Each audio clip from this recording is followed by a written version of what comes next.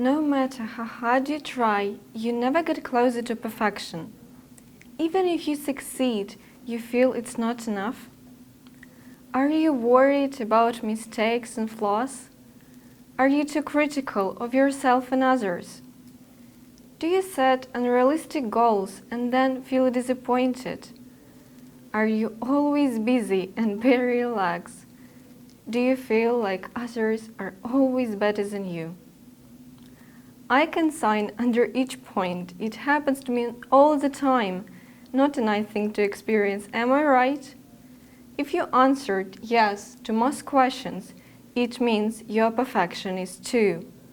It's important to identify your perfectionist trait before you're ready for battle. Perfectionism looks different for everyone, but all for what I'm here today to show on my example that you need to stop trying to be perfect, or you'll never be happy. It's 4 a.m. I'm sitting at my desk, drawing the poster. Everything was fine until I smacked it with my hand. Horrible feeling. It was watercolor. It means that I couldn't do anything with it. So I just threw it out because it was not perfect. It was not worth even trying. Perfect or nothing. So starting with being a straight student to redoing things many times, it had a significant influence on me. There is a thought that always on the back of my mind. It could have been done better. The dictionary defines perfectionism as the disposition to regard anything short of perfection as unacceptable. To put it simply, anything less than perfect is unacceptable. Due to unrealistic and unattainable standards, perfectionism is a losing position. You hear a lot of people call themselves perfectionists, and usually it sounds like showing off, but for me, perfectionism is an anchor, a heavy weight on my shoulders. The researchers Andrew Hill and another researcher Thomas Curran in their meta-analysis of 1989-2016 said, there has been some suggestion that in some cases perfectionism can be healthy and desirable. Based upon the 60-odd studies that we've done, we think that misunderstanding. Compare, when I won a 3rd place in the competition, instead of saying, "Oh, it's great, I feel a bit of disappointment, but that's okay, it was fun after all, I'm still a good person." Instead of this, it feels like you're not the best.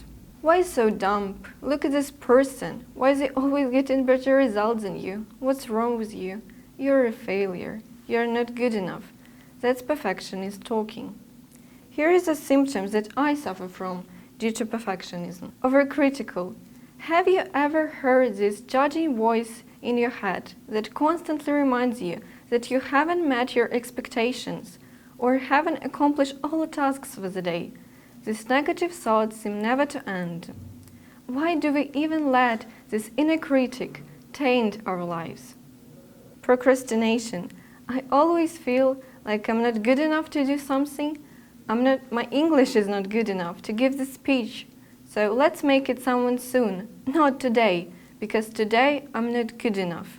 The truth is, I'll never be good enough in my head, even to start. Imagine how many missed opportunities I had in my life only due to this mindset. Sometimes perfectionist mindset makes you procrastinate and escape your life. Instead of trying something new, like studying a new language or learning web design, put it off the next day and next. I guess everyone put off something new, like studying a new language or learning web design. It's not a rocket science, however, it's easier to wait for a perfect moment which does not exist. Unrealistic standards. I will eat only healthy food, do exercise in the morning, and read more books starting from the new year, new month, or next Monday. Such a liar. Or accomplish all tasks on my to-do list, even if I don't see the end of it. Or become second Elon Musk or Mark Zuckerberg. Fear of failure and acceptance of mistakes. What is the easiest way not to make mistakes? Right, do nothing. So simple. You're not allowing yourself to make mistakes, which are crucial to your learning process. We need to accept our mistakes as a growth, not a failure. Comparing yourself to others. We tend to compare ourselves to people who are smarter than we are, who have more money than we do, who have accomplished more than we have. Yet the boy who wins all Olympiads in his school and is loved by all teachers may have very strict parents and get punished for anything less than they expect. It's very easy to judge, however, every person has his own issues that you have no clue about. Now we move on remedy. This is what I consider effective, so if it's worked for me, it can work for you as well. Here are some pills against perfectionism. Humans always tend to want more and more and be insatiable. The truth is, many of us forget to be thankful and grateful for things that we have now.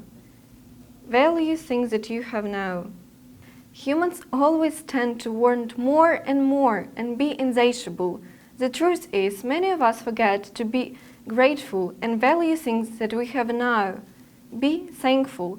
Writing in a notebook every day things that you're grateful for is game-changing.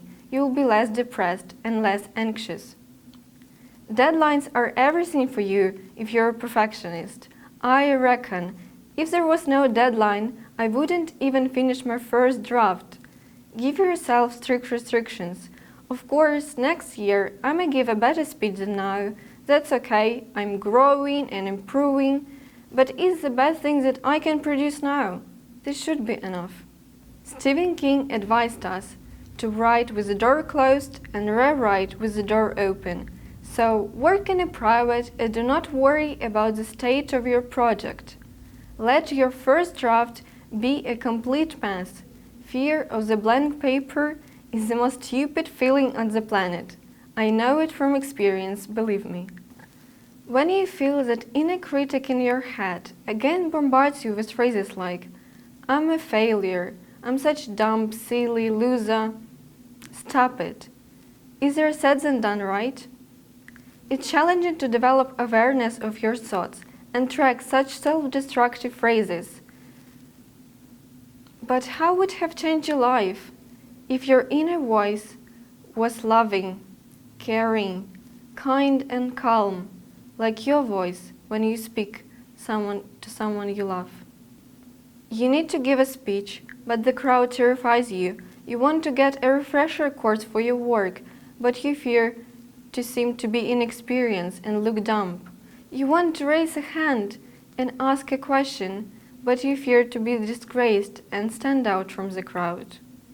If you had some similar situation, do not be embarrassed to share it. Most likely, your surroundings experience the same and even worse.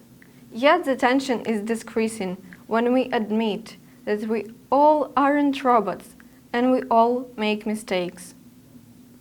We need to accept our mistakes as a growth, not a failure. I know it's difficult, but think of each mistake, a situation, as a lesson that will help you in the future. Now listen, it could sound easy, here is a problem, there is a solution, yet managing perfection can be tough. Even writing this speech, I faced some issues. Firstly, I procrastinated. I didn't know where to start, I couldn't find the right words to express my thoughts and feelings, so I put it off the next day, and next, and next. But then, when I was on the verge of being kicked out from my TEDEd club, I became so freaked out that eventually it saved me. Deadlines every Tuesday really saved me.